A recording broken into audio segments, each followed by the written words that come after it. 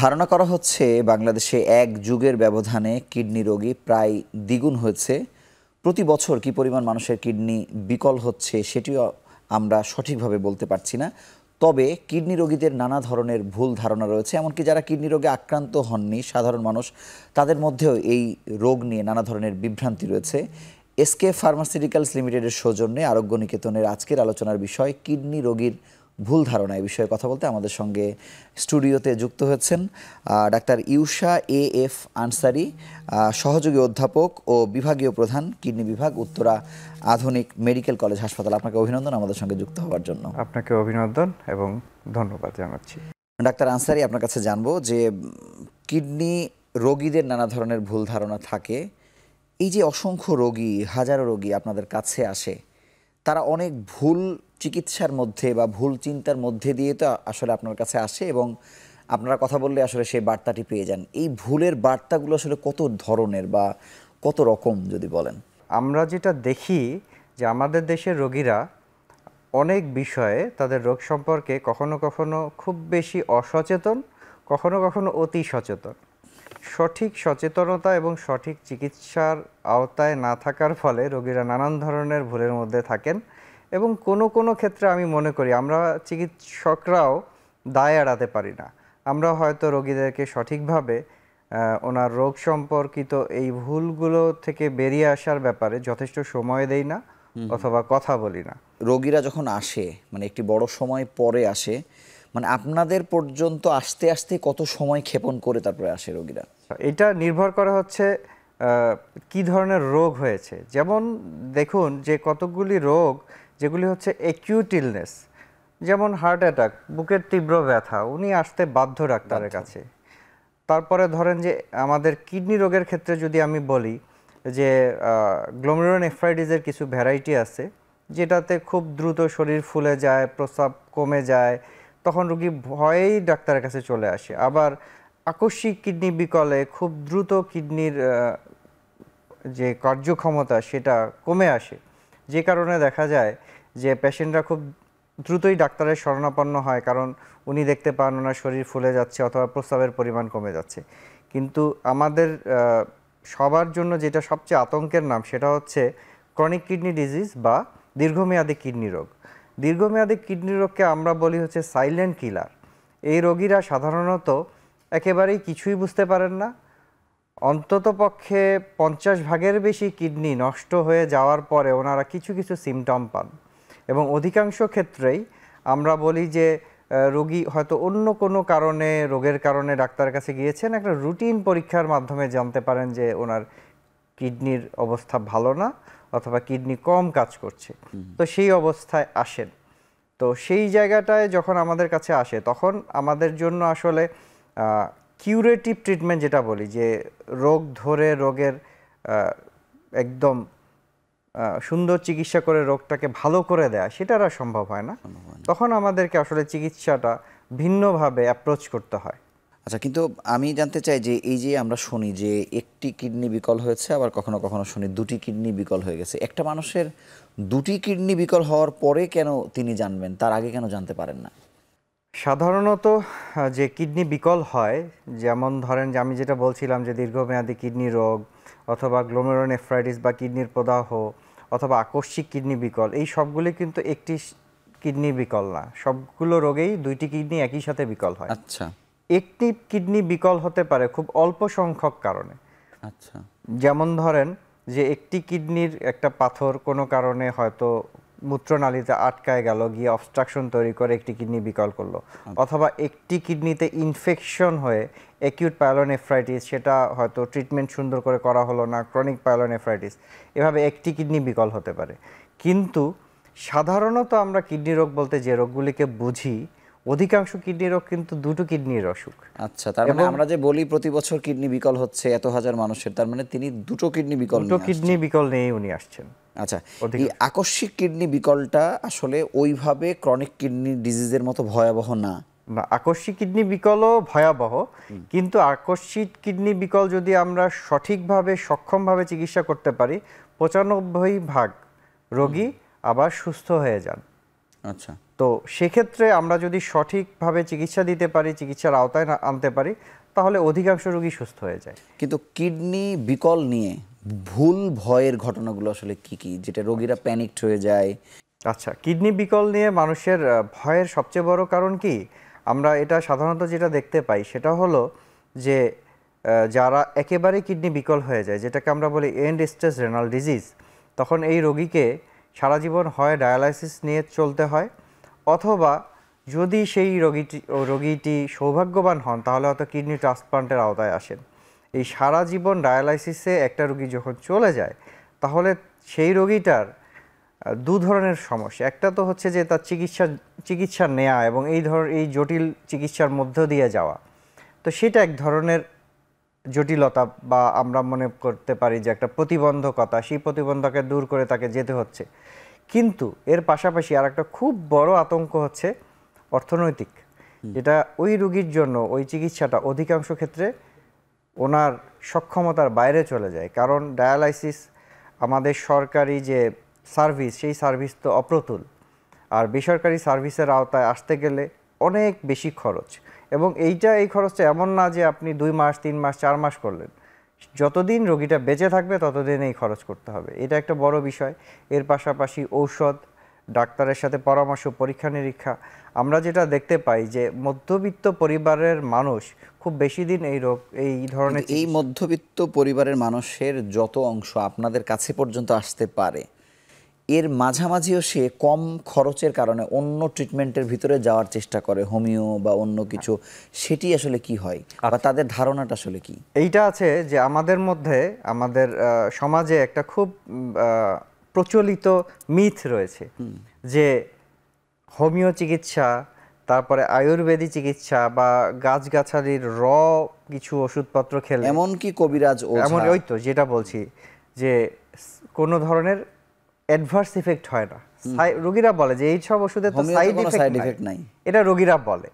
তো এই ধরনের একটা মিথ থেকে ওনারা যেটা চিন্তা করে যে, এবং কিছুটা সহজলভ্য, এই ধরনের চিকিৎসা সহজলভ্য এবং কম খরচে পাওয়া যায়।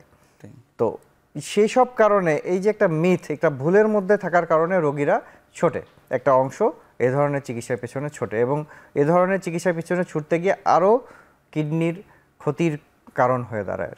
কিন্তু এখানে কিডনি বিকলে কিডনিতে পাথরের মানে তার অবদান কতটা আসলে?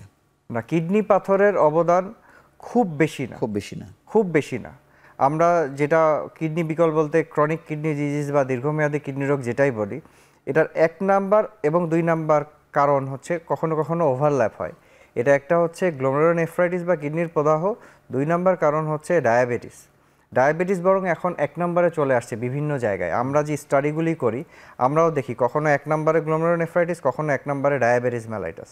এবং এখন আমাদের যে ডে টু ডে প্র্যাকটিস, এইটাতে আমরা দেখতে পাই যে ডায়াবেটিস আমাদের কাছে মনে হচ্ছে ইদানিং যে এটা 1 নম্বর কারণ কিডনি রোগের, দীর্ঘমেয়াদী কিডনি রোগের। এরপরে চলে আসে হচ্ছে উচ্চ রক্তচাপ, এরপরে চলে আসে হচ্ছে যে ইন্টারস্টিশিয়াল ডিজিজ। এই ইন্টারস্টিশিয়াল ডিজিজ বিভিন্ন ধরনের টক্সিনের কারণে হয়ে থাকে বলে আমরা ধারণা করি, কিছু কিছু ওষুধের সাইড ইফেক্ট, অথবা এমনকি বিভিন্ন ধরনের কবিরাজি ওষুধ হতে পারে, হোমিওপ্যাথি চিকিৎসা, এগুলির কারণেও হয়ে থাকতে পারে।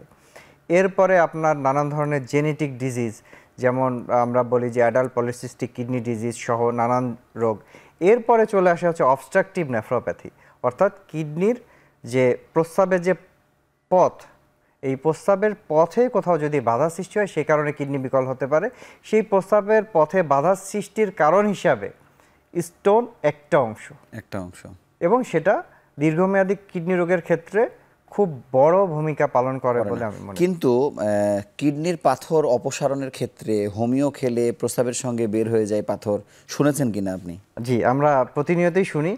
এইটা যেটা হয় সেটা হলো যে কিডনির কিছু কিছু পাথর হয় খুব ছোট আকারের, ধরেন এটাকে বলা হয় যে 7 to 8 মিলিমিটার সাইজের পর্যন্ত পাথর। সাধারণত যদি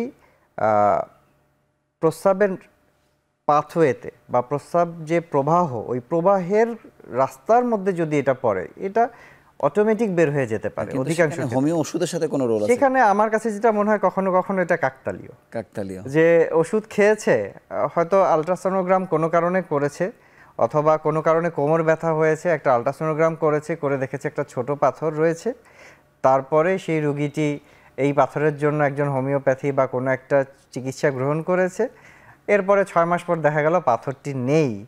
এই পাথরটি না থাকা হচ্ছে যে এটা আসলে ন্যাচারালি বের হয়ে যায়, যে আসলে পাথওয়েতে যদি এরকম ছোট আকারের পাথর থাকে, এটা সাধারণত স্পন্টেনিয়াসলি পাস করে যেতে কিন্তু পারে। পাথরের ক্ষেত্রে আরেকটি যেটি বিষয়, যে রোগীরা সার্জনের কাছেও যান, আবার ইউরোলজিস্ট বা নেফ্রোলজিস্টের কাছেও যান, কিন্তু এক্ষেত্রে অনেকে বলে যে এখন অপারেশন করে ফেলা উচিত, আবার ওই একই সময়ে হয়তো একজন নেফ্রোলজিস্ট বলছেন যে না, ওষুধ দিয়ে এটা ঠিক হয়ে যাবে। মানে এই জায়গায় আসলে বিজ্ঞান কি বলে? আচ্ছা, এটা খুব ভালো একটা প্রশ্ন।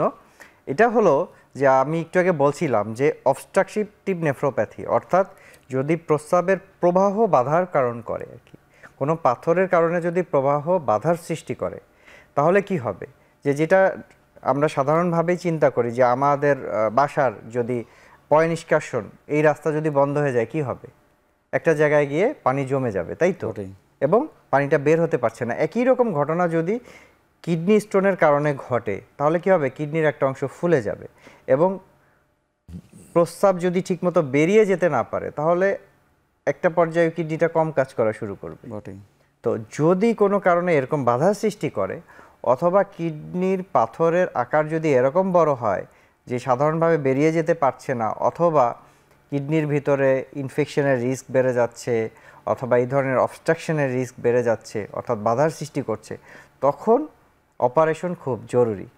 কিন্তু যদি দেখা যায় যে পাথর কোনো অবস্ট্রাকশন তৈরি করছে না, অর্থাৎ বাধা সৃষ্টি করছে না, পাথরের আকৃতিটা ছোট, এবং আমরা কিছু ওষুধপত্র দিয়ে যদি চেষ্টা করে দেখতে পারি, আমরা কিছু যেমন ডায়োরেটিক্স ইউজ করি যেটা প্রবাহ বাড়ায়, আমরা যেমন ধরেন যে আমরা তো বলছি যে পাথরটা বেরিয়ে যাবে, আমরা হয়তো একটু মাসল রিল্যাক্সেন্ট ওষুধ পাওয়া যায় যেটি বেরিয়ে যেতে সহায়তা করবে, এরকম কোনো ওষুধ দিতে পারি। এবং আরেকটা আমি মজার জিনিস আমি এখানে বলি, সেটা হচ্ছে যে কিডনির পাথরের সবচেয়ে জরুরি পরীক্ষা কি জানেন? সবচেয়ে জরুরি পরীক্ষা হচ্ছে কিডনির পাথরের কেমিক্যাল অ্যানালাইসিস, অর্থাৎ পাথরটা কি দিয়ে তৈরি। আমরা যদি এটি জানতে পারি, তাহলে কিন্তু এর চিকিৎসা করা সম্ভব।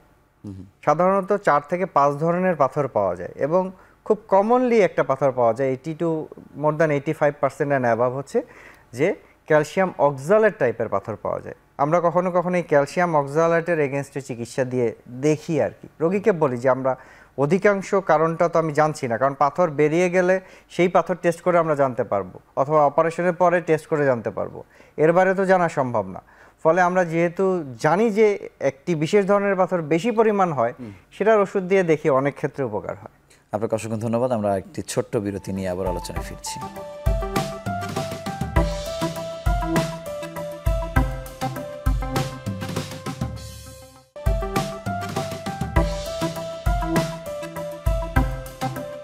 কিডনিতে পাথর নিয়ে আরো একটি ছোট্ট বিষয় আমার জানার, যে নেফ্রোলজিস্ট ইউরোলজিস্ট খুব কাছাকাছি, কিন্তু জেনারেল সার্জন হয়তো আরেকটু দূরের একটি ডিসিপ্লিন আর কি।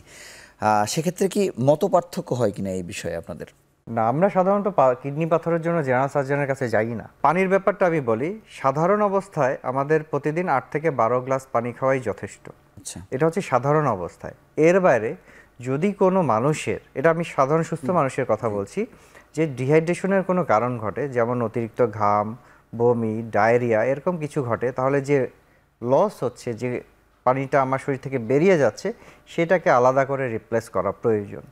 কিন্তু আপনি কি দেখেন বাংলাদেশের মানুষের ওই যে যখন সে ভাত খায় তখনই সে পানি খায়, তার বাইরে কোনো কিছু না খেলে পানি খায় না, এই প্রবণতার তো অসংখ্য মানুষ আছে।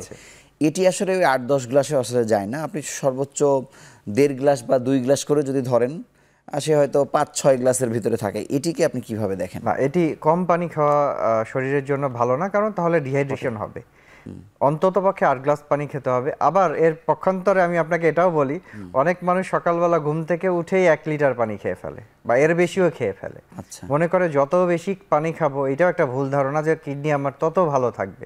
তো আপনি যত বেশি পানি খাবেন, এই এক্সট্রা পানিটাকে কিডনিকে বের করে দিতে হবে, তাহলে কিডনিকে ওভারওয়ার্ক করতে হবে। যখন কিডনি ওভারওয়ার্ক করবে তখন কিডনি হাঁপিয়ে উঠবে, একটা পর্যায়ে সেই কিডনিটা বিকল হওয়ার সম্ভাবনাও থাকতে পারে। সুতরাং কাউকেই বেশি চাপ দেওয়া ঠিক না। সুতরাং আমি যদি অনেক পেশেন্ট বলে যে আমি 4-5 লিটার পানি খাই, সেটিও সঠিক নয়। কারণ বেশি পানি খেলে কিডনিকে এই বেশি পানিটা বের করে দিতে হবে এবং তাকে বেশি কাজ করতে হবে। কিডনি রোগের সঙ্গে ওষুধের বা ব্যথার ওষুধের একটি সম্পর্ক আমরা খুব ব্যাপকভাবে জানি, এবং যেই রোগীদের কিডনি বিকল হয়েছে, গণমাধ্যম কর্মী হিসেবে আমরা কারণ জানতে চাই যে আপনার কাছে কেন মনে হয়েছে। অনেকে ওষুধের কথা বলে যে আমি দীর্ঘদিন ব্যথার ওষুধ খেয়েছি, আবার এখন উল্টো হয়েছে, যারা খুব সচেতন তারা ব্যথার ওষুধ খেতেও ভয় পান যদি তার কিডনিতে সমস্যা হয়। এখানে বিজ্ঞান কি বলে? কিছু কিছু ব্যথার ওষুধ কিডনির রোগ করতে পারে, এটা প্রমাণিত। এবং এই ব্যথার ওষুধ যে কিডনি নষ্ট করে, এটা আবার দুই ধরনের মেকানিজমে। একটা হচ্ছে যে বলি আমি কিন্তু এই যে কিডনি রোগের কারণ বলতে গিয়ে ইন্টারস্টিশিয়াল নেফ্রাইটিস বলেছিলাম। কিছু কিছু ঔষধ মানুষের শরীরে এক ধরনের অ্যালার্জিক রিয়াকশনের মতো করতে পারে, সেটাও কিডনি রোগের কারণ হতে পারে। আবার আমরা ব্যথার ওষুধ বলতে যে এনএসআইজ রোগ ওষুধগুলো বুঝি, এই ওষুধগুলোর যে কার্যক্ষমতা বা কার্যপরিধি, এর অংশ হিসাবে সে কিডনির রক্ত সঞ্চালন যেটা, সেই রক্ত সঞ্চালনে কিছুটা ব্যাঘাতের কারণ হতে পারে। তো এই রক্ত সঞ্চালনের ব্যাঘাতের কারণ থেকেও অনেক সময় কিডনি কম কাজ করতে পারে বা কিডনির ড্যামেজ হতে পারে। এবং এই যে ব্যথার ওষুধ থেকে কিডনি রক্ত সঞ্চালনের একটু অসুবিধা থেকে যে কিডনি রোগ হয়, এর আরেকটা পাশাপাশি অংশ বলতে চাই, সেটা হচ্ছে যে একই সাথে যদি রোগীর ডিহাইড্রেটেড থাকে, রোগী কোনো কারণে রোগীর পানি শূন্যতা থাকে, তাহলে কিন্তু এই সমস্যাটা আরও বেড়ে যাবে। আবার দ্বিতীয় যে বিষয়টি আপনি বললেন যে অনেক সময় তো ব্যথার ওষুধ প্রয়োজন হয়, তখন দিব কিনা, অবশ্যই আমরা তো জুডিশিয়াল প্রেসক্রিপশন চাই।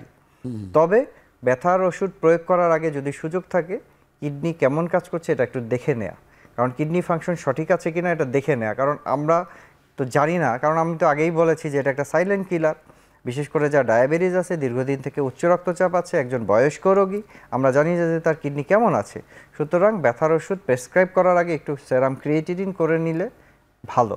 যদি ক্রিয়েটিনিন ভালো থাকে, আপনি জুডিশিয়াল প্রেসক্রিপশন করেন, আপনি সীমিত সময়ের জন্য ব্যথার ওষুধ প্রয়োজনীয় ক্ষেত্রে দেওয়া যেতে পারে। কিডনি ভালো আছে কি খারাপ আছে নাকি বিকলের পথে যাচ্ছে, মানুষ তো আসলে খুব বেশি ইন্টারভেনশনের মধ্যে দিয়ে যেতে চায় না। সেক্ষেত্রে সত্যিকার অর্থে জানতে আসলে কি ধরনের পরীক্ষা নিরীক্ষা প্রয়োজন, এবং এই পরীক্ষা নিরীক্ষার কথা আপনারা যখন বলেন, রোগী তখন আসলে পিছপা হয় কিনা? হ্যাঁ, কখনো কখনো রোগীরা খুব বেশি চায় পরীক্ষা নিরীক্ষা করতে। একটা অংশ চায় যে আমার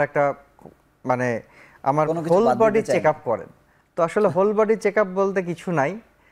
তো আমরা যেটা রোগীকে বলতে চাই যে আপনার রুটিন কিছু টেস্ট করা যেতে পারে, এবং ওনার যে সিমটমগুলি আছে সেই সিমটম অনুযায়ী টেস্ট করা।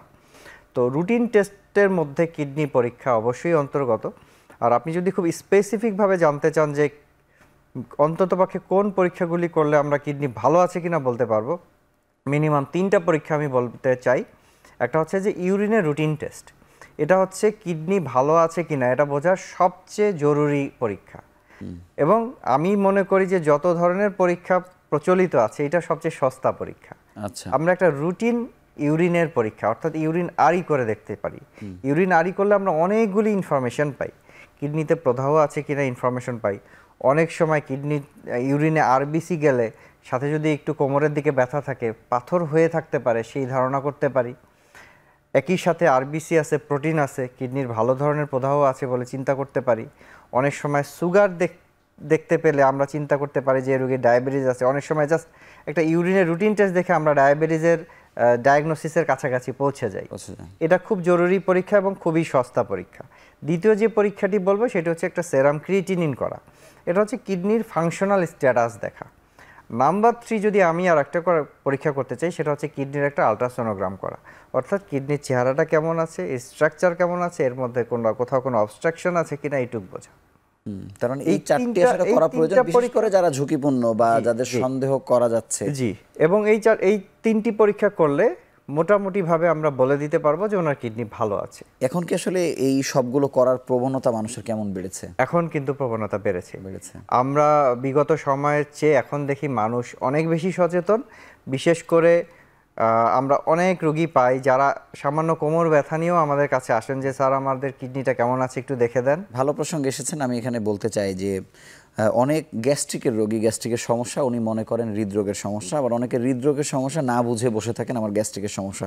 কিডনি রোগের সাথে অন্য কোন রোগ মিলে যায় যেখানে রোগীরা ভুল করে থাকে? আচ্ছা, কিডনি রোগীর সাথে অন্য রোগ খুব কম ক্ষেত্রেই মিলে, কারণ কিডনি রোগের দীর্ঘমেয়াদী কিডনি রোগ অধিকাংশ ক্ষেত্রেই থাকে অ্যাসিম্পটোমেটিক, বা এটা একটা নীরব ঘাতকের মতো থাকে, বোঝা যায় না। বোঝা যায় না। কিন্তু রোগী কি ভুল করে কোমর ব্যথাকে মনে করে? তবে জি, আমি বলছি যে খুব অল্প সংখ্যক কিডনি রোগেই কোমরের দিকে ব্যথা হয়। আচ্ছা। এটা কিন্তু খুব বেশি সংখ্যক রোগে হয় না। কখন হতে পারে কোমরে ব্যথা? যদি কিডনিতে ইনফেকশন হয়, যেটাকে আমরা বলি পায়ালোনেফ্রাইটিস, অথবা যদি কিডনিতে পাথর হয়, এটা ইনফেক্টেড হয়, অথবা এটা কোনো বাধা বা অবস্ট্রাকশনের সৃষ্টি করে, তাহলে ব্যথা হতে পারে। অধিকাংশ কিডনি রোগে কিন্তু ব্যথা হয় না। কিডনি রোগে ব্যথা হয় খুব অল্প সংখ্যক কারণে। তো কখনো কখনো কোমরে ব্যথা রোগী আমাদের কাছে আসে, এবং অধিকাংশ ক্ষেত্রেই এই কোমরে ব্যথাটা কিডনি রোগের কারণে হয়ে থাকে না, কিন্তু ওনারা সচেতনতার কারণে হয়তো কারণেই আসছেন। আসে আমাদের কাছে। আচ্ছা, খাদ্যাভ্যাসের সঙ্গে আসলে এটির সম্পর্ক কিডনি বিকলের কেমন, বা মানুষ আসলে কি জানে? আচ্ছা, খাদ্যাভ্যাসের সাথে যদি আমরা সম্পর্ক বলতে চাই, তাহলে হচ্ছে যে কিডনি বিকলের সাথে ওবেসিটির সম্পর্ক আছে, আচ্ছা, আর খাদ্যাভ্যাসের সাথে ওবেসিটির সম্পর্ক আছে। সুতরাং কেউ যদি অনেক বেশি খায়, ওবিজ হয়, ওবিজ হলে কিডনিকে অনেক বেশি কাজ করতে হয়, অনেক বেশি ফিল্ট্রেশন করতে হয়, অনেক বেশি মেটাবলিক এন্ড প্রোডাক্ট শরীরে তৈরি হয়। একই সাথে অন্য হার্টের রোগের মতো করেই অ্যাথেরোস্ক্লেরোটিক চেঞ্জ সারা শরীরে আসে, কিডনি রোগ হতে পারে। আর দু একটা জিনিস আছে, যেমন আমরা ওষুধ নিয়ে কথা বলেছি, একটা ফল নিয়ে আমি একটু এই জায়গাটায় কথা বলতে চাই, যে কামরাঙ্গা, এটা জনপ্রিয় ফল। কামরাঙ্গার জুস যদি কোনো মানুষ অনেক বেশি পরিমাণে খেয়ে ফেলে, এবং এটা যদি ডিহাইড্রেটেড অবস্থায় খায়, আমরা অনেক সময় অনেক রোগী পাই যে উনি হয়তো খুবই তৃষ্ণার্ত ছিলেন, বাসায় এসে দেখছেন জগে কামরাঙ্গার জুস আছে, 2-3 গ্লাস খেয়ে ফেলেছেন। এত খেতে পারে মানুষ? মানুষ খেতে পারে, এবং মানুষ আসে এবং সে একদম অ্যাকিউট কিডনি ফেইলিওর, মানে একদম কিডনি শাটডাউন নিয়ে আমাদের কাছে চলে আসে। এরকম আমরা অনেক রোগী পাই। সুতরাং কামরাঙ্গার জুস খাওয়ার ক্ষেত্রে একটু সচেতন থাকতে হবে, বিশেষ করে একেবারে ডিহাইড্রেটেড অবস্থায় বেশি পরিমাণে কামরাঙ্গার জুস। এমনিও যদি সে ডিহাইড্রেটেড না থাকে, বা যারা আসলে পছন্দ করে কামরাঙ্গার জুস খেতে, তাদের ব্যাপারে কি বলবেন? আমি যেটা বলবো যে খুব বেশি পরিমাণে না খাওয়া, এবং জুস খেলেও পাশাপাশি অন্যান্য তরল খাবার, পানি এগুলিও খাওয়া। আচ্ছা, একই সঙ্গে তাহলে কামরাঙ্গার মানে জুস ছাড়াও অন্য কোনো খাবারের সঙ্গে সম্পর্ক আপনি এরকম হঠাৎ করে অন্য কোনো খাবারে, আরেকটা হচ্ছে যে কামরাঙ্গার মতো আরেকটা টকফল পাওয়া যায়, এটা অবশ্য জুস আকারে রোগীরা খান না, এর নাম বেলম্বু বলা হয়। আচ্ছা, এই দুইটা ফল হচ্ছে কি অনেক বেশি অক্সালেট থাকে। আমি বললাম যে কিছুক্ষণ আগে যে অক্সালেট স্টোনের কথা, এই অক্সালেটগুলি আমাদের কিডনির তো দুইটা অংশ, একটা ছাকনের অংশ থাকে যেটাকে আমরা গ্লোমেরুলাস বলি, আর একটা হচ্ছে যে টিউবুলার পার্ট, যেখান দিয়ে আসলে ফিল্ট্রেটগুলি নামে, ছাকনের পরবর্তী অংশ। এই টিউবিউলগুলি খুব সূক্ষ্ম সূক্ষ্ম সূক্ষ্ম সূক্ষ্ম টিউবিউল থাকে, এই টিউবিউলগুলি ব্লক করে দিতে পারে এবং আকস্মিক কিডনি বিকল করতে পারে।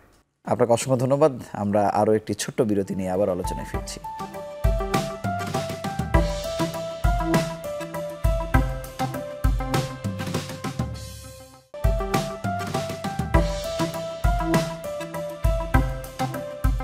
আপনার কাছে জানতে চাই যে দীর্ঘমেয়াদী বা ক্রনিক কিডনি ডিজিজের যে রোগীগুলা শুরুতে আপনাদের কাছে আসে, তারা কি ভেবে বসে থাকেন যে তিনি ট্রিটমেন্ট নিলে তার কিডনি ভালো হয়ে যাবে বা আগের অবস্থায় আসবেন?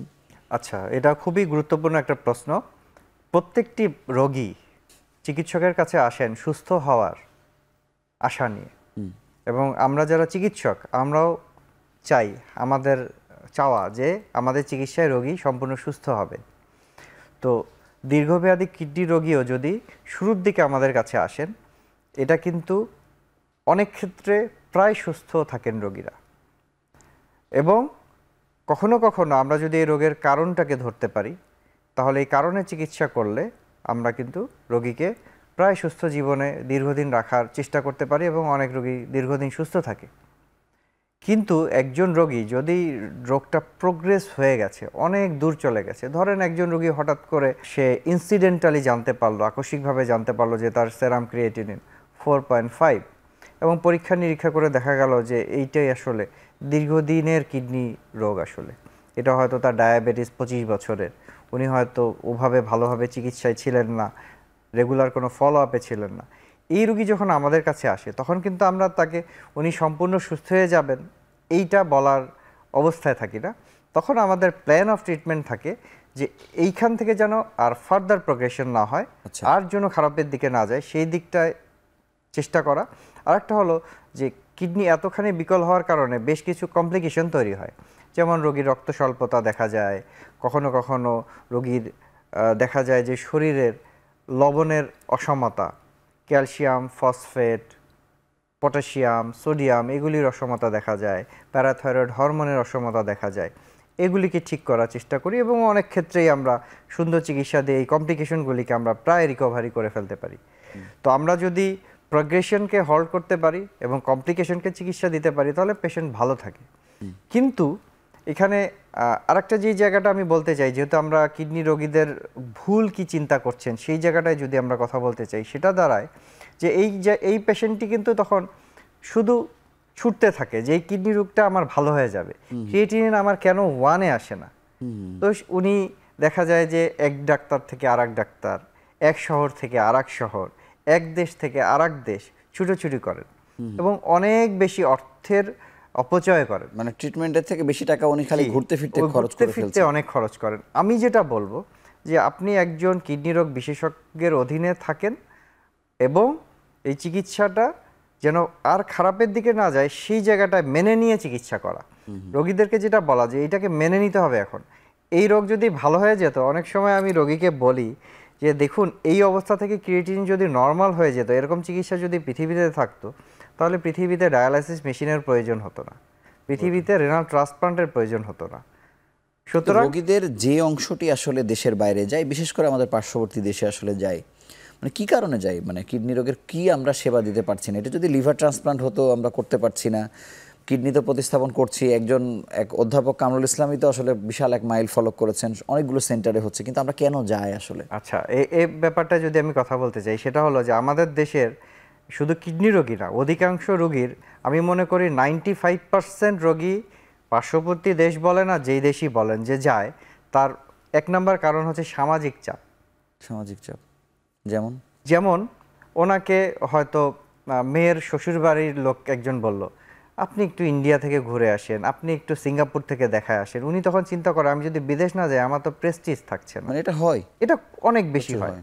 উনি হয়তো সকালবেলা মর্নিং ওয়াকে যাচ্ছেন, হয়তো পাশের একজন বলল যে আপনার তো কিডনি সমস্যা, অমুক হসপিটালে গিয়ে অমুক রোগী ভালো হয়েছে, গিয়েছিলাম বা আমাদের আপনি অমুক একটু গিয়েছিল। যান।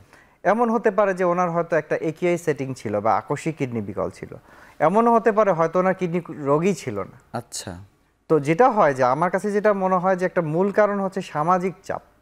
এই সামাজিক চাপ থেকে বেরিয়ে আসতে হবে। এবং কিডনি রোগীদের কোনো ট্রিটমেন্টের জন্য কিডনি রোগ সংক্রান্ত আমাদেরকে আসলে পরনির্ভরশীলতার কিছু জায়গায় কি আমি মনে করি আমাদের পরনির্ভরশীলতার তেমন কোনো জায়গা নাই।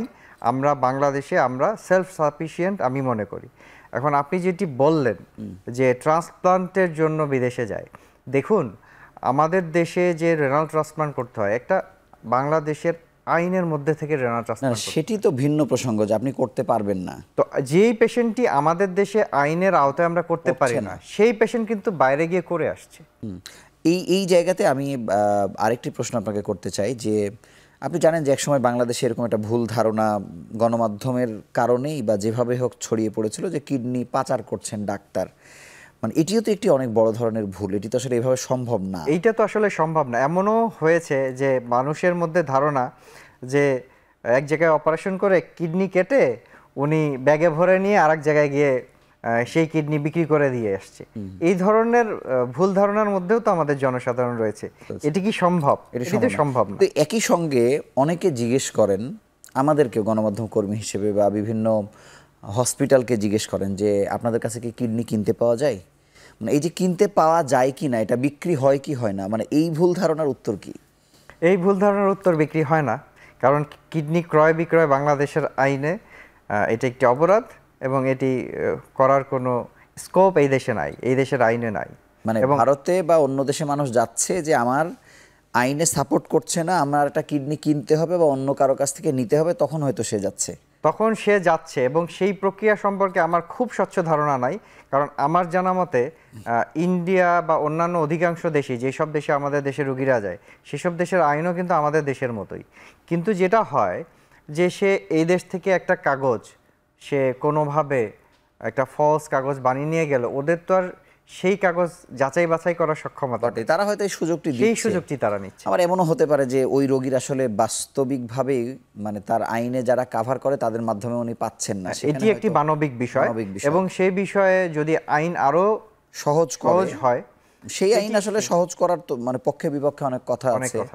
আচ্ছা, সেই প্রসঙ্গে আমরা যাচ্ছি না, কিন্তু জানতে চাই যে যারা কিডনির ডায়ালাইসিস আসলে করছেন এই সংখ্যাটি তো আসলে অনেক বেশি, একটি বড় অংশই করতে পারছেন না, সুযোগই নেই। কিন্তু যারা কিডনি প্রতিস্থাপন করছেন প্রথম দিকে তাদের সামর্থ্যের অবস্থা বেশ ভালো থাকে, আস্তে আস্তে তারা মানে সব কিছু হারাতে বসেন। কিন্তু প্রথম দিকে যখন তার অর্থ থাকে, তিনি 5 বছর 7 বছর 10 বছর পর্যন্ত ডায়ালাইসিস করছেন, কিন্তু হয়তো তার হাতে একটি বিকল্প ছিল, তিনি প্রতিস্থাপন করতে পারতেন। কাদেরকে আমরা সেই বার্তাটি দিতে পারি যে বার্তাটি তারা জানেন না যে তার প্রতিস্থাপন করার আসলে সুযোগ আছে?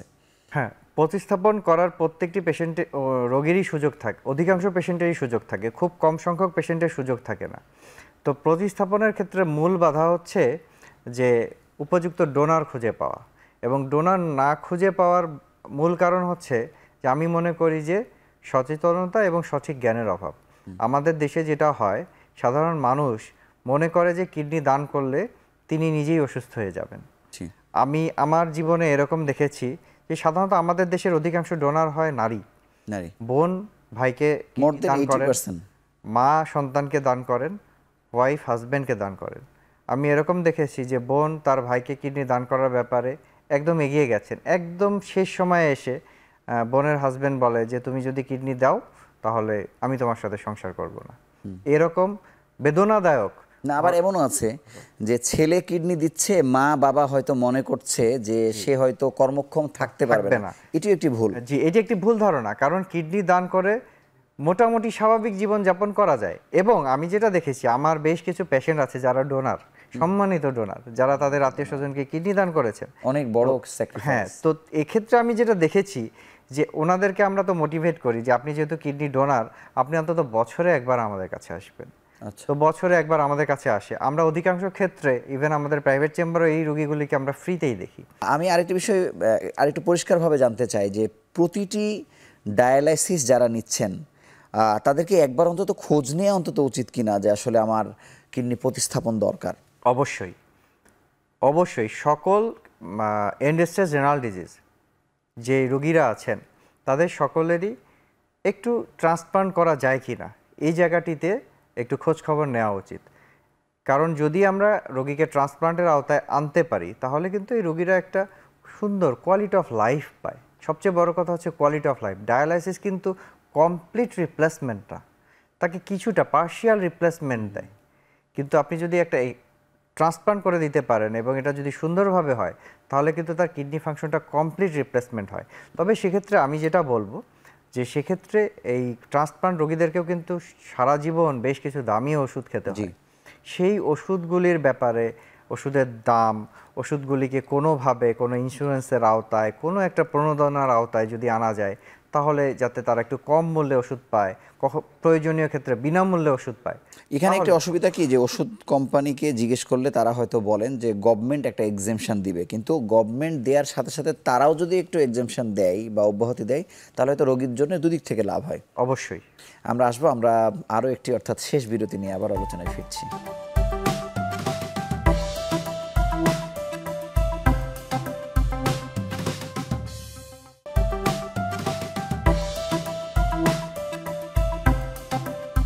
আপনার কাছে এখন জানতে চাই যে ডায়ালাইসিস যারা হসপিটালে যেয়ে করেন আর যে হেমোডায়ালাইসিস সম্ভবত আপনারা বলেন, যেটি পৃথিবীব্যাপী আরেকটি সুপরিচিত একটি মাধ্যম, কিন্তু মানুষ মনে করেন ওই পদ্ধতিটি হয়তো তাকে খুব আরাম দেয় না বা এটি হয়তো বিজ্ঞানসম্মত নয়। এ ব্যাপারে আসলে আপনার? আচ্ছা, আমি যেটা বলবো সেটা হচ্ছে যে যদি ট্রান্সপ্লান্ট সম্ভব না হয় তাহলে নেক্সট বেস্ট পসিবল ট্রিটমেন্ট হচ্ছে পেরিটোনিয়াল ডায়ালাইসিস, যেটাকে আমরা বলি সিএপিডি সংক্ষেপে, যেটাকে আমরা যদি বড় করে বলি continuous ambulatory peritoneal dialysis. Continuous ambulatory peritoneal ডায়ালাইসিসের পেশেন্টরা কিন্তু জীবনটাকে আরো একটু ভালো উপভোগ করতে পারে, কারণ তার ডায়ালাইসিসটা বাসাতেই হয়, কারণ উনি হসপিটালে যেতে হয় না, দিনে 3বার কখনো কখনো 4বার ফ্লুইড এক্সচেঞ্জ করতে হয়। এবং পেশেন্টদেরকে যদি শিখায় দেওয়া যায়, অথবা ওনার খুব নিকটস্থ care giver, husband wife, wife husband, ছেলে মেয়ে কেউ একটু যদি হেল্প করে, তো নিজেরাই এই এক্সচেঞ্জটা করতে পারে। এক একটা এক্সচেঞ্জে 20 মিনিটের মতো সময় কিন্তু লাগে। এটি তো খরচও কম, তাই না? না, আমি জায়গাটায় আসছি। আচ্ছা। তো এইটি যদি করা যায় তাহলে কিন্তু রোগীদের জন্য অনেক সুন্দর একটা জীবন হেমোডায়ালাসিসের তুলনায়। আচ্ছা। কিন্তু এটির খরচ মাঝারি মানের হসপিটালের ডায়ালাসিসের সমান ছিল ঠিক বছরখানেক আগেও, কিন্তু গত 1 বছরে এই ফ্লুইডের দাম অনেক বেড়ে গেছে। আচ্ছা। যেমন আমরা আগেই ফ্লুইডগুলি এক একটা ব্যাগের পেছনে খরচ হতো 350 টাকার মতো, এখন প্রায় এক একটা এক্সচেঞ্জে শুধু এই রিপ্লেসমেন্ট ফ্লুইডের দামই পড়ে যায় প্রায় 550 টাকা। তো ফলে দেখা যায় যে প্রতিদিন 1600-1700 টাকা প্রতিদিন। মাসে আমি হিসাব করে দেখেছি যে এখন 55,000 to 60,000 টাকা যদি দিনে 3বার এক্সচেঞ্জ করা যায়, এরকম খরচ হয়। এবং এই ক্ষেত্রে সরকার যদি এগিয়ে আসেন, আমি মনে করি এটি একটি খুব ভালো অপশন। এবং পৃথিবীর অনেক দেশে প্রায়োরিটি দেওয়া হয়েছে সিএপিডিকে, কন্টিনিউয়াস অ্যাম্বুলেটরি পেরিটোনিয়াল ডায়ালাইসিসকে। আমার বেশ কিছু পেশেন্ট রয়েছেন যারা কন্টিনিউয়াস অ্যাম্বুলেটরি পেরিটোনিয়াল ডায়ালাইসিস নিচ্ছেন, যারা নিয়মিত অফিস করছেন, এবং ওনাদেরকে যদি আমরা বাইরে দেখি বোঝা যায় না আপনি যে উনি বলছেন যে ডায়ালাইসিস খরচ যদিও একটু বেড়েছে, কিন্তু আরামের দিক থেকে এটি বেশি গুরুত্বপূর্ণ। এটি এটি এটি হিমোডায়ালাইসিসের চেয়ে better life. Better life. Fistula নিয়ে এক ধরনের বিভ্রান্তি আছে রোগীদের মধ্যে। আচ্ছা, হিমোডায়ালাইসিসের জন্য আমরা একটা রোগীর যখন এন্ড স্টেজ রেনাল ডিজিজে যায়, তখন আমরা এই রোগীকে কি করি যে আপনাকে একটা সামনে ডায়ালাইসিস লাগবে অথবা ট্রান্সপ্লান্ট করতে হবে। আমরা রোগীকে কাউন্সেলিং করি। তো রোগী বলে আমার পক্ষে ট্রান্সপ্লান্ট করা সম্ভব না, অথবা হবে কি না উনি শিওর না। সিএপিডি অফার করি, উনি বলছেন যে এটাও আমার পক্ষে সম্ভব না, কারণ হয়তো খরচ সব কিছু মিলায়। আর সিএপিডির জন্য আমরা একটু খুব পরিষ্কার পরিচ্ছন্ন টিপটপ একটা জীবন থাকেন এমন রোগী চয়েস করি, কারণ বাসায় যেহেতু করবেন ওনাকে একটু সুন্দর পরিষ্কার পরিচ্ছন্ন পরিবেশে ইনশিওর করতে হবে। সেটিও যদি না থাকে তাহলে অপশন হচ্ছে হেমোডায়ালাইসিস। তো হেমোডায়ালাইসিসের একটা রোগীকে ডায়ালাইসিসের রাস্তা তৈরি করাকে বলে ফিস্টুলা। রোগীদেরকে বুঝাই যে আপনি বাড়িতে যাবেন, কালভার্টে একটা আপনি সেতু তৈরি করবেন, কি আগে করবেন নাকি যেদিন যাবেন সেদিন? বলে আগে করব। তাহলে আপনাকে অন্ততপক্ষে বলা হয় যে 6 মাস আগে করে রাখা সবচেয়ে ভালো। কিন্তু আমাদের দেশের রোগীরা মনে করে যে ফিস্টুলা করলেই বোধহয় আমার কালকেই ডায়ালাইসিস দিবে, আমি ফিস্টুলা করব না। উনি আরও 2-3 জন ডাক্তার চেঞ্জ করেন, আরও 4-5 মাস সময় নষ্ট করেন। যখন আসেন তখন দেখা যায় আর ফিস্টুলা করার সময় নাই, তখন দেখা যায় আমাদেরকে টেম্পোরারি অ্যাক্সেস করতে হয় অথবা পার্মানেন্ট ক্যাথেটার করতে হয়, সেটাও আরেক ধরনের। তার মানে 6 মাস আগে তো আপনি বুঝতে পারছেন যে তার আমি 6 তো মাস বুঝতে পরে পারছি লাগবে। যে একটা রোগীর সেরাম ক্রিয়েটিনিন 6 বা 7, তাহলে আমি ধরে নিচ্ছি, এবং উনি দীর্ঘমেয়াদী কিডনি রোগের রোগী, তাহলে আমি তাকে একটা ফিস্টুলা করায় রাখলে তো রোগীর জন্য ভবিষ্যতের পথটা কিছুটা ভালো হয়। কিন্তু রোগীরাও সেটাও করতে আগ্রহী হন না অধিকাংশ ক্ষেত্রে, এবং এই আগ্রহী না হওয়াটা একটি ভুল বলে আমি মনে করি। এবং খুব কমন ক্ষেত্রে মানে খাবার নিয়ে আসলে মানুষের এক ধরনের বিভ্রান্তি আছে। খুবই গুরুত্বপূর্ণ প্রশ্ন। এই প্রশ্নটি আমরা প্রতিদিন প্রতিটি রোগীর কাছে আমরা পাই, এমনকি আমরা হয়তো বিভিন্ন সামাজিক বিভিন্ন গেট টুগেদারেও মানুষজন জিজ্ঞেস করে আসলে কি খাওয়া উচিত, কি খাওয়া উচিত না। এবং আমি মনে করি কিডনি রোগীদের খাবারের ব্যাপারে আমাদের সমাজে একটা মিথ প্রচলিত আছে। এই মিথ আসলে ভেঙে দিতে হবে। মিথ কি? প্রোটিন খাওয়া যাবে না। মিথ হচ্ছে অনেকগুলি শাকসবজি ভেজিটেবল খাওয়া যাবে না, ডাল খাওয়া যাবে না। তো সত্যি কথা বলতে গেলে যে আমাদের যে আর্থসামাজিক প্রেক্ষাপট, এই প্রেক্ষাপটে আমাদের দেশে সাধারণ মানুষ যে পরিমাণ প্রোটিন খেতে পারি আমরা বা খেয়ে অভ্যস্ত, আমরা নিজেরাই যারা সুস্থ মানুষ আছি তারাই কিন্তু রেস্ট্রিক্টেড প্রোটিন ডায়েটে আছি। আমরা খুব বেশি প্রোটিন খেয়ে অভ্যস্ত না। সুতরাং আমি আমার প্র্যাকটিসের জীবনে আমি কখনো কোনো রোগীকে প্রোটিন রেস্ট্রিকশন করি নাই যে আপনার প্রোটিন খাওয়া যাবে না। নাম্বার 2 হচ্ছে যে অনেকে বলেন যে ইউরিক অ্যাসিড বেড়ে যাবে, যে কারণে শাকসবজি ফুলকপি খাওয়া যাবে না, তারপরে শালগম খাওয়া যাবে না, তারপরে বিভিন্ন শাকসবজি খাওয়া যাবে না, পুঁই শাক খাওয়া যাবে না। তো বেসিকলি আমরা যেটা দেখি যে এসিআরের যে রিসেন্ট গাইডলাইন, যে গাউটের গাইডলাইন, যেটা ইউরিক অ্যাসিড নিয়েই আসলে গাইডলাইনটা, সেখানেও বলা আছে যে ভেজিটেবল সোর্সকে নিষেধ করতে না করেছে, কারণ ভেজিটেবলের অনেক অন্য অ্যাডেড বেনিফিট আছে। আমার কার্ডিওভাস্কুলার হেলথ সহ, জিআই হেলথ, আমার হার্টকে ভালো রাখা, আমার পরিপাক মানে তন্ত্রকে যা ভালো আমি রাখা, বাদ রাখছি সেটা হ্যাঁ, কিডনি ছাড়াও আমাকে নানাভাবে অনেকভাবে বিপর্যস্ত সাহায্য করছে। করছে। এবং আমরা সময় রিস্ক বেনিফিট দেখি, আমার ওই ভেজিটেবলগুলির বেনিফিট অনেক বেশি। তারপর হচ্ছে ডাল। আমরা সাধারণত কিন্তু আমরা যে 2 কেজি ডাল এক মাসে পুরো পরিবার মিলে খাই, তার মানে হয়তো এক মুখ ডাল জি। দিয়ে একটা খুব পাতলা ডাল খাওয়া হয়। তো পাতলা ডাল তো আসলে বাদ দেওয়ার কোনো কারণই নাই। আমরা খুব কম হয়তো দেখা যাবে যে 100 রোগীর মধ্যে একজন রোগীকে আমরা হয়তো বলি ঠিক আছে আপনি ঘন ডাল খেয়েন না, কিন্তু আমরা যেটা মনে করি আপামর জনসাধারণ ডাল খাওয়া বাদ দিয়ে দিয়েছে, আপামর জনসাধারণ সবজি খাওয়া বাদ দিয়ে দিয়েছে, অথবা প্রোটিন এমনিতেই খেতে পারে না, খাওয়ারও রুচি থাকে, হয়তো সে হয়তো একটা ছোট 1 পিস মুরগি খেত, হয়তো একটা ছোট 1 পিস মাছ খেত, সেটাও তাকে নিষেধ করে দেওয়া হচ্ছে। এর ফলে কি হচ্ছে, ওই রোগীটা ম্যালনিউট্রিশনে ভুগছে। এবং আমরা এরকম রোগী দেখি যে এত বেশি প্রোটিন রেস্ট্রিকশন করে ফেলেছে যে আমি দেখেছি যে আঙ্গুলের এই পাল্পগুলো এগুলিও শুকিয়ে গেছে, ফলে রোগী কোনো কিছু ধরতে পারে না, ধরতে গেলে ব্যথা পায়, সরাসরি এই স্কিনের নিচে হাড়। আমি এরকম রোগীও দেখেছি। তো আমরা চাই না যে কেউ ম্যালনিউট্রিশনে ভুগুক। বটেই। আমরা রোগীদের মানে হাজারো রকম শত রকম আসলে ভুল থেকেই যায়, কিন্তু ডিসিপ্লিন আলাদা হবার কারণে যেহেতু অনেক ডিসিপ্লিনের চিকিৎসক আসলে আছেন, কিডনি রোগীরা তো আসলে মেডিসিনের কাছে যাচ্ছেন বা অনেক চিকিৎসক হাতের নাগালে যাকে পাচ্ছেন তার কাছে যাচ্ছেন, তাদের মধ্যেও কি আসলে এই রোগের চিকিৎসা বা এই রোগীর ধরন বা তাদের লক্ষণ এগুলো নিয়ে কোনো ধরনের বিভ্রান্তি বা ভুল চিকিৎসকদের মধ্যে আছে কিনা? আমার মনে হয় আছে। জি। আমার মনে হয় আছে, কারণ হলো যে এই আমরা তো এখন বলি যে এখন প্রত্যেকটা সাবজেক্ট এখন সুপার স্পেশালিটির দিকে আমরা ধাবিত হচ্ছি। এখন ধরেন যে আমি যে নেফ্রোলজিস্টের মধ্যেও এখন সারা বিশ্বে অনেকগুলি ভাগ, আমরাও হয়তো আমাদের দেশে ওভাবে করতে পারি নাই, যে গ্রুপ অফ নেফ্রোলজি যারা শুধু ট্রান্সপ্লান্ট নিয়ে কাজ করেন, কিছু গ্রুপ অফ নেফ্রোলজি শুধু হিমোডায়ালাসিস নিয়ে কাজ করেন, কেউ শুধু সিএপিডি নিয়ে কাজ করেন, দে আর ডেডিকেটেড টু সিএপিডি, কেউ আছেন ক্লিনিক্যাল নেফ্রোলজি, ওই রেনাল বায়োপসি এবং গ্লোমেরুলোনেফ্রাইটিস এই ধরনের কিডনি ডিজিজ নিয়ে কাজ করেন। তো এখন আমরা এই সুপার স্পেশালিটির দিকে যেতে গিয়ে আমাদের যে জ্ঞানের পরিধি এত বাড়াতে হচ্ছে, যেটা আসলে অন্য ডিসিপ্লিন থেকে এসে এই জায়গাটি নিয়ে কাজ করা খুব কঠিন। সুতরাং আমি যেটা মনে করি যে স্টেজ 3 সিকেডির পর প্রত্যেকটা রোগীকেই অ্যাটলিস্ট আমি মনে করি যে অবশ্যই নেফ্রোলজিস্টের আওতায় আনতে হবে, এবং কিছু কিছু ক্ষেত্রে এর আগেই আনতে হবে। যেমন ধরেন আমি সবসময় বলছি যে গ্লোমেরুলোনেফ্রাইটিস একটা রোগের নাম, যে এইটা আসলে সিম্পল ইউরিনে প্রোটিন দিয়ে আমরা ডায়াগনোসিস করি। একটা রোগী হাইপার টেনশন, আমি এই কথাটা খুব সবসময় বলতে চেষ্টা করি যে হাইপার টেনশনের একটা রোগী যে কোনো ডাক্তারের কাছে গেল, দয়া করে আপনারা একটা ইউরিন রুটিন টেস্ট করেন, যদি দেখেন যে প্রোটিন যাচ্ছে খুব বেশি পরিমাণে, তাহলে এটাকে আর একটু গুরুত্ব দেন, হতে পারে এটা কিডনির প্রদাহের কারণে হচ্ছে। এবং যদি আমরা মনে করি কিডনির প্রদাহের কারণে, তাহলে খুব দ্রুত একজন নেফ্রোলজিস্টের কাছে যদি যায়, কিডনি রোগ বিশেষজ্ঞের কাছে যায়, উনি এটাকে খুব সুন্দর করে একটা রেনাল বায়োপসি করে ডায়াগনোসিস করে এমনকি একদম কিউরেটিভ চিকিৎসা দেওয়া সম্ভব, সম্পূর্ণ সুস্থ হওয়া সম্ভব। আপনাকে অসংখ্য ধন্যবাদ। আমরা প্রথমবার বোধহয় যে এতগুলো ভুল নিয়ে আলোচনা করলাম, যেটি আসলে রোগীরা তো জানেন না, অনেক ক্ষেত্রে আমরা জানি না, অনেক চিকিৎসকও হয়তো জানেন না। আপনাকে অভিনন্দন আমাদের সঙ্গে যুক্ত হওয়ার জন্য। আপনাদেরকে অভিনন্দন, ধন্যবাদ। সব তথ্যই যে সোশ্যাল মিডিয়াতে থাকে ব্যাপারটা এমন নয়, অনেক তথ্য আসলে আমাদের কাছে বিশেষজ্ঞ চিকিৎসকদের কাছে লুকিয়ে থাকে, যেটি অনেক ক্ষেত্রে গণমাধ্যম বের করবার চেষ্টা করে। আমরা সেটি চেষ্টা করেছি। তারপরেও একজন কিডনি রোগী বা একজন সাধারণ মানুষের অবশ্যই চেষ্টা করা উচিত যে আমার জন্য সঠিক তথ্য কোনটি, এবং যখন তিনি আটকে যাবেন তখন অন্তত সেই ধরনের একটি বিশেষজ্ঞের কাছে শরণাপন্ন হবেন, তিনি হয়তো আরও ভালো পরামর্শ দিয়ে আপনাকে সুস্থ জীবনে ফেরাতে পারবেন। তো এই ছিল আজকের মতো। আগামী পর্বে আবারও নতুন কোনো বিষয় নিয়ে হাজির হব। সেই সময় পর্যন্ত ভালো থাকুন, সুস্থ থাকুন।